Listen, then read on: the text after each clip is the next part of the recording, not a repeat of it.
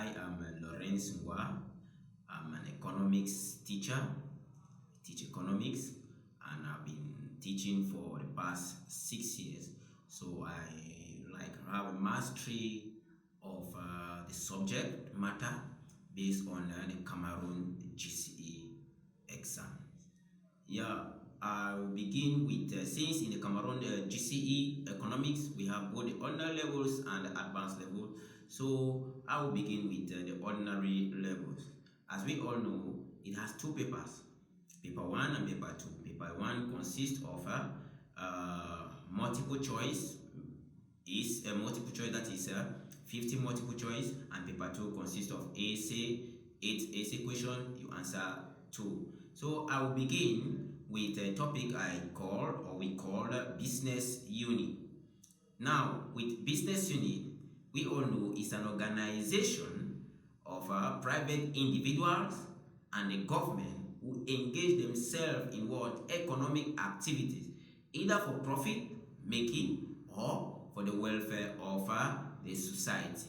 Now, when it comes to the business world, we all know that private individuals are involved in business, and the government too is also involved in business. So throughout this topic, we are going to be seeing the various forms of businesses that we have in our locality, and students are expected at the end of this topic to identify all the businesses that they see around them.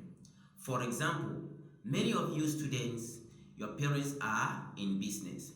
So by the end of this topic, you should be able to identify which business your father or your mother operates in. For example, the business, as I earlier said, is made up of the two sectors. The private sector, which is talk about private individuals like you and I involved in a business. And since it is involved or involves private individuals like you and I, our main aim is to make profit. And as we are going to see, the private sector itself is subdivided into two, talking about what? The unincorporated businesses and the incorporated businesses. So at the end, we are going to know the ones that are what? Unincorporated, and the ones that are incorporated. Unincorporated here simply means the business can go operational without any document from the registrar of companies, while incorporated here simply means before the business goes operational, it must consult the registrar of companies. In Cameroon, talk about what? The Ministry of Small and Medium Size Industries. Okay, now talking about the unincorporated businesses, you have things like what? The sole proprietor, you have things like what? The partnership business, you have things like a cooperative society. So when you take the course, you're going to see that throughout, you're going to see how each of these units function. That is how it can start, how it is being managed, its objectives, and probably when it comes to closing down. And also we have the incorporated businesses. These are businesses that before they go operational, as I earlier said, they must have a document from the register of companies. Talk about the joint stock companies like what? The private limited company and the public limited company. And throughout the lesson, I will stipulate the difference between what? The private limited company and the public limited company. Because this is where many of you students always have problems when it comes to answering questions with this, because they always ask, for example, their differences and their similarity. So that was for the private sector.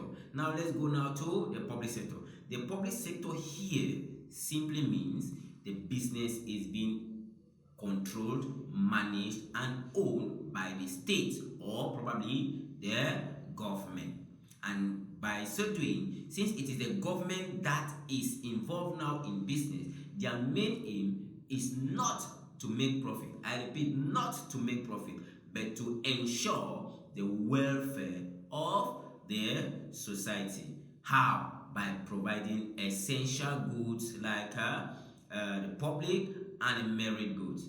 At the beginning of this subject, you hear of the nature of goods. That's why you will hear of the meaning and the examples of what we call public goods and merit goods, because these goods are badly needed by the society, that is you and I, are badly needed of these goods.